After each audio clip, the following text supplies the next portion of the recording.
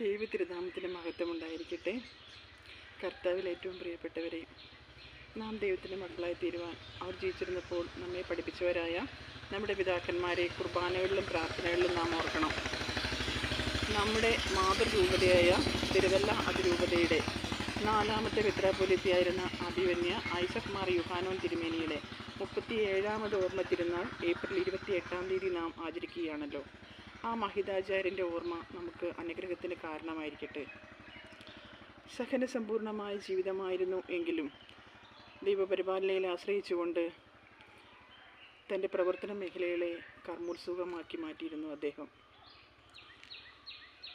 പ്രാർത്ഥന നിർഭരമായ ആ ശ്രേഷ്ഠ ജീവിതം ആത്മീയതയുടെ ലാവണ്യമുള്ളതായിരുന്നു.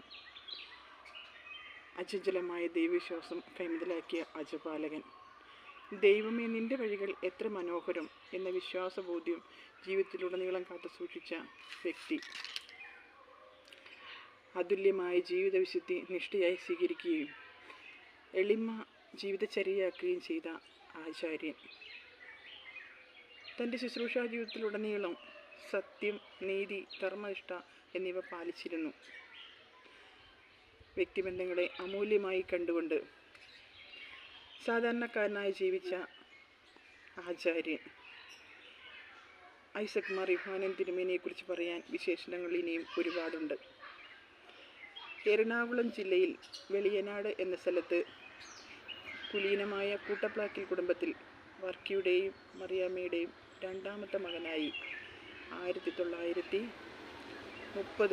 ജൂലൈ 1 ആ ശ്രേഷ്ഠ ജീവിതം ആരംഭിച്ചു. ഐസക് എന്ന പേരിൽ മാമോദിസ സ്വീകരിച്ചു. മങ്കടപ്പള്ളി സ്കൂളിൽ നിന്ന് പ്രാഥമിക വിദ്യാഭ്യാസവും പിറവം സെൻറ്റ് ജോസഫ് സ്കൂളിൽ നിന്ന് ഹൈസ്കൂൾ വിദ്യാഭ്യാസവും പൂർത്തിയാക്കി. ഹൈസ്കൂൾ വിദ്യാഭ്യാസം പൂർത്തിയാക്കിയിരിക്കെ തിരുവല്ല അതിരൂപതയുടെ ദ്വിതീയ മെത്രാപ്പൊലീത്തയായിരുന്ന ജോസഫ് മാർ സെവേറിയോസ് തിരുമേനി ഇടവക സന്ദർശനം നടത്തുകയും ഇടവക സന്ദർശനത്തിനിടെ ആത്മീയ ചൈതന്യം നിറഞ്ഞു നിൽക്കുന്ന ബാലനായ ഐസക്കിനെ കണ്ടെത്തുകയും ചെയ്തു. ബാലനോട് ഇഷ്ടം തോന്നിയ തിരുമേനി മാതാപിതാക്കളുടെ അനുവാദത്തോടുകൂടി കുഞ്ഞിനെ കൂടെ കൂട്ടി പുഷ്പഗിരി അരമനയോട് ചേർന്ന സെമിനാരിയിൽ വൈദിക പഠനത്തിനായി ചേർത്തു. പ്രാഥമിക പഠനത്തിന് ശേഷം 1948 ബ്രദർ ഐസക്കിനെ റോമിലെ പ്രൊപ്പഗാന്ത കോളേജിൽ അയച്ച് വൈദിക പഠനം പൂർത്തിയാക്കി. 1954 ഡിസംബർ 7 ബിഷപ്പ് സിജിസ് മുണ്ടിയിൽ നിന്ന് പൗരോഹിത്യം സ്വീകരിക്കുകയും ഡിസംബർ 8 റോമിലെ സെൻറ്റ് പോൾസ് ബസിലിക്കയിൽ വെച്ച് തൻ്റെ പ്രഥമ ദിവ്യ ബലിയർപ്പണം നടത്തുകയും ചെയ്തു. 1955 മുതൽ 1957 വരെ റോമിലെ ഓറിയൻ്റൽ ഇൻസ്റ്റിറ്റ്യൂട്ടിൽ ചേർന്ന് ഉപരിപഠനം നടത്തുകയും ദൈവശാസ്ത്രത്തിൽ ലൈസൻഷ്യേറ്റ് എടുക്കുകയും ചെയ്തു. 1957 ഡിസംബർ 1 അദ്ദേഹം ജന്മനാട്ടിൽ തിരിച്ചെത്തി. രൂപതയുടെ വടക്കൻ പ്രദേശങ്ങളിൽ വൈദിക ശുശ്രൂഷയാണ് അദ്ദേഹത്തിന് നിർവഹിക്കപ്പെടുവാൻ വേണ്ടി ലഭിച്ചത്. തൻ്റെ വൈദിക ശുശ്രൂഷയിൽ അദ്ദേഹം ഏറ്റവും തൽപരനായിരുന്നു. മലബാറിലെ ഐസക് അച്ഛൻ ഇടവക ജനങ്ങൾക്കും ഏറ്റവും പ്രിയപ്പെട്ടതായിരുന്നു. ലാളിത്യത്തിൻ്റെ പ്രതീകമായ, മറ്റുള്ളവരെ മനസ്സിലാക്കുവാൻ എപ്പോഴും സന്നദ്ധനായുള്ള, മറ്റുള്ളവരുടെ വേദനകൾ സ്വന്തം പോലെ ഏറ്റെടുത്ത് സ്വീകരിക്കാൻ തയ്യാറായ, കുടുംബ പ്രശ്നങ്ങൾ കണ്ടെത്തി പരിഹരിക്കുവാൻ കൂടുതൽ താല്പര്യമെടുത്ത ഒരു വൈദിക ശ്രേഷ്ഠൻ. ഞായറാഴ്ചകളിൽ 3 മിഷൻ കേന്ദ്രങ്ങളിൽ വരെ വിശുദ്ധ ബലിയർപ്പിക്കുകയും മാതാപിതാക്കൾക്കും കുഞ്ഞുങ്ങൾക്കും ഒപ്പമിരുന്ന് വേദപുസ്തകം വായിക്കുകയും അവർക്ക് വേണ്ടി പ്രത്യേകം പ്രാർത്ഥിക്കുകയും യുവജനങ്ങൾക്കും കുഞ്ഞുങ്ങൾക്കും മതബോധനം നടത്തുകയും ചെയ്തിരുന്നു ഐസക് അച്ഛൻ. ഏവർക്കും പ്രിയങ്കരനായ ഐസക് അച്ഛൻ പുതിയ ഇടവകകൾ തുടങ്ങുന്നതിനുള്ള പ്രാരംഭ ജോലികൾ വളരെ ശുഷ്കാന്തിയോടുകൂടി നിർവഹിച്ചു. പ്രത്യേകിച്ച് പുതിയ ദേവാലയങ്ങളുടെ നിർമ്മിതി, മൺപണികൾ പൂർത്തിയാക്കി പുതിയ വികാരിയെ ഏൽപ്പിക്കുക എന്നുള്ളത് ഐസക് അച്ഛൻ്റെ ഒരു പതിവായിരുന്നു. ഭവന സന്ദർശനം നടത്തുന്നത് വഴി ഇടവകാംഗങ്ങളിൽ സ്നേഹവും സഹകരണവും പൂർണ്ണമായും ലഭ്യമാക്കുന്നതിന് അവരിൽ സാമൂഹ്യ ബോധവും സ്നേഹവും കൂടുതലായി അദ്ദേഹം വളർത്തിയിരുന്നു.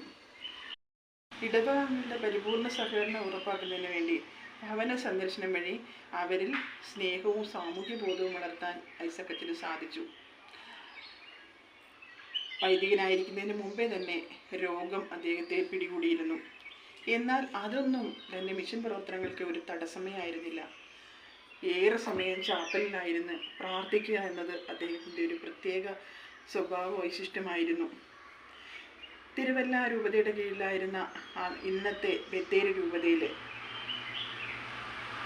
കരുവാരക്കുണ്ട്, പുളിയത്തോട്, എടക്കര, നിലമ്പൂർ, ബത്തേരി എന്നിവിടങ്ങളിൽ അഭിമന്യ പിതാവ് ശുശ്രൂഷ ചെയ്തിട്ടുണ്ട് എന്നത് നമുക്ക് അഭിമാനകരമായ വസ്തുതയാണ്. പാലക്കാട് ജില്ലയിലെ കരിമ്പ, ചെറുകര ഇടവകളിൽ വികാരിയായിരിക്കുമ്പോഴാണ് 1978 നവംബർ 18 മെത്രാൻ പദവിയിലേക്ക് ഉയർത്തിക്കൊണ്ട് മാർപ്പാപ്പയുടെ പ്രഖ്യാപനം ഉണ്ടാവുന്നത്. 1978 ഡിസംബർ 21 തിരുവല്ല സെൻറ്റ് ജോൺസ് കത്തീഡ്രലിൽ വെച്ച് റംബാൻ പട്ടവും, ഡിസംബർ 28 തിരുമൂലപുരത്ത് പ്രത്യേകം തയ്യാറാക്കിയ മാർ തിയോഫിലോസ് നഗറിൽ വെച്ചിട്ട് മെത്രാഭിഷേകവും നടന്നു. മെത്രാഭിഷേകാനന്തരം യുഹാനോൻ എന്ന നാമമാണ് അദ്ദേഹം സ്വീകരിച്ചത്. യുഹാനോൻ എന്ന വാക്കിനർത്ഥം കരുണയുള്ളവൻ എന്നാണ്. കരുണയുള്ള ദൈവത്തിൻ്റെ കരുണയുള്ള മുഖമാകുവാൻ വേണ്ടി ഐസക് അച്ചൻ തൻ്റെ ജീവിതം മുഴുവനും ഒഴിഞ്ഞുവെച്ചു. മിഷൻ മേഖലയിലെ അനുഭവ സമ്പത്ത് അഭിമന്യ തിരുമേനിക്ക് തൻ്റെ രൂപതാ ഭരണത്തിൽ മുതൽക്കൂട്ടായിരുന്നു. വിദ്യാഭ്യാസ മേഖലയിലും മതപഠനത്തിലും പുതിയ ചുവടുവെപ്പുകൾ നടത്തി. സാധാരണക്കാരുടെ ബിഷപ്പ് എന്ന് അദ്ദേഹം വിശേഷിപ്പിക്കപ്പെട്ടു. Anchal saint Johns college, Thiruvaniyoor Manarcad English medium സ്കൂളുകൾ, പിറവത്തും മല്ലപ്പള്ളിയിലും ഇൻഡസ്ട്രിയൽ ട്രെയിനിങ് സെൻ്ററുകൾ മുതലായവയെല്ലാം തിരുമേനിയുടെ സംഭാവനകളാണ്. അടിസ്ഥാന ശക്തമായതിനാൽ തന്നെ ഇവിടെ പ്രവർത്തനങ്ങളും തുടർന്നും ശക്തമായി തന്നെ നിലകൊള്ളുന്നു. കുട്ടപ്പാക്കിൽ കുടുംബത്തിന് സഭയോടുള്ള കൂറ് ഒരിക്കൽ കൂടി വെളിവാക്കിയ സംഭവമായിരുന്നു തിരുമേനിയുടെ സഹോദരൻ ബഹുമാനപ്പെട്ട ഫാദർ ജോൺ കൂട്ടപ്ലാക്കിൽ വൈദിക വൃത്തിയിലേക്ക് കടന്നു വന്നത്. ദീനാനുകമ്പ, ആരെയും വേദനിപ്പിക്കാത്ത മനോഭാവം, ശത്രുത വെച്ചു പുലർത്താത്ത സ്വഭാവ വൈശിഷ്ട്യം, ബോധ്യങ്ങൾ ആരോടും തുറന്നു പറയാനുള്ള പ്രവാചക ധീരത, പുസ്തകങ്ങളോടും പ്രാർത്ഥനയോടുമുള്ള പ്രത്യേക താല്പര്യം, ഇടവക സന്ദർശിക്കുന്നതിനും സാധാരണക്കാരോട് പ്രത്യേക മമത സൂക്ഷിക്കുന്നതിനുള്ള താല്പര്യം, ഇവയെല്ലാം തിരുമേനിയുടെ പ്രത്യേക സ്വഭാവവിശേഷങ്ങളിൽപ്പെട്ടതായിരുന്നു. പ്രാർത്ഥനയുടെ മഹത്വം മനസ്സിലാക്കിയ അദ്ദേഹം കുടുംബ പ്രശ്നങ്ങളിൽ ഉഴലുന്നവരോട് പറഞ്ഞിരുന്നത് കുത്തിയിരുന്ന് പ്രാർത്ഥിക്കുക എന്നുള്ളതായിരുന്നു. 1948 വൈദികനായിരിക്കുമ്പോഴും 1979 മെത്രാപ്പൊലീത്ത ആയിരിക്കുമ്പോഴും 2 തവണ അദ്ദേഹം മേജർ സർജറിക്ക് വിധേയനായി. എങ്കിലും അതൊന്നും അദ്ദേഹത്തിൻ്റെ കർമ്മ മേഖലയെ സാരമായി ബാധിച്ചില്ല. ബൈബിളിനോടും പ്രത്യേകിച്ച് യോഹന്നാന്റെ സുവിശേഷത്തോടും ഉണ്ടായിരുന്ന പ്രത്യേക മമത എടുത്തു പറയത്തക്കതാണ്. അദ്ദേഹം രോഗക്കിടക്കയിലായിരിക്കുമ്പോഴും മരണത്തോടടുക്കുമ്പോൾ പോലും അദ്ദേഹം എപ്പോഴും ആവശ്യപ്പെട്ടിരുന്ന ഒന്നാണ് യോഹന്നാന്റെ സുവിശേഷവും അതിൻ്റെ വ്യാഖ്യാനവും. 25 വർഷത്തെ വൈദിക ജീവിതവും 8 വർഷത്തെ മേൽപ്പെട്ട ശുശ്രൂഷയും ശരിയാവണ്ണം നിർവഹിച്ച് 1987 ഏപ്രിൽ 28 ചൊവ്വാഴ്ച വൈകിട്ട് 5:15 ആ വന്യദാതൻ തൻ്റെ സ്വർഗീയ പിതാവിൻ്റെ സന്നിധിയിലേക്ക് യാത്രയായി. ഏപ്രിൽ 30 അഭിമന്യ ബെനഡിക്ട് മാർ ഗ്രിഗോറിയോസ് തിരുമേനിയുടെ മുഖ്യ കാർമ്മികത്വത്തിൽ തിരുവല്ല സെൻറ്റ് ജോൺസ് കത്തീഡ്രലിൽ അദ്ദേഹത്തിൻ്റെ ഭൗതിക ശരീരം കബറടക്കി. ദൈവത്തിൻ്റെ കരുണയായിരുന്നവൻ, ദൈവത്തിൻ്റെ കരുണയുടെ മുഖമായിരുന്നവൻ ആ ശ്രേഷ്ഠ പിതാവ് ദൈവസന്നിധിയിലേക്ക് യാത്രയായി. ആ വന്യദാതൻ്റെ ജീവിതത്തിലൂടെ നമുക്ക് ലഭിച്ചിട്ടുള്ള നന്മകൾ നമുക്ക് നന്ദിയോടെ ഓർക്കാം. പ്രത്യേകിച്ച് ബത്തേരി രൂപതയുടെ പല ഭാഗങ്ങളിലും ശുശ്രൂഷ ചെയ്തുകൊണ്ട് നമുക്കും ആ നന്മ ലഭ്യമായിട്ടുണ്ട്. അതിനെല്ലാം നമുക്ക് ദൈവസന്നിധിയിൽ നന്ദിയോടെ ആയിരിക്കാം. ദൈവത്തിൻ്റെ കരുണ നമുക്ക് ലഭ്യമാക്കുവാൻ മഹിതാചാര്യൻ്റെ പ്രാർത്ഥന നമുക്ക് ലഭിക്കട്ടെ എന്ന് നമുക്ക് ആഗ്രഹിക്കാം.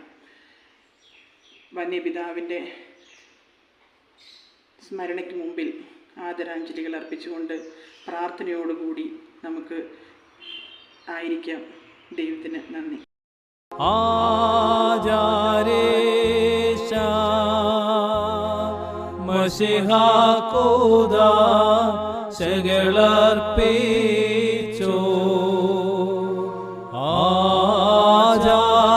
ആചാര്യന്മാർ ഏകുക പുണ്യം നാഥാസ്തോ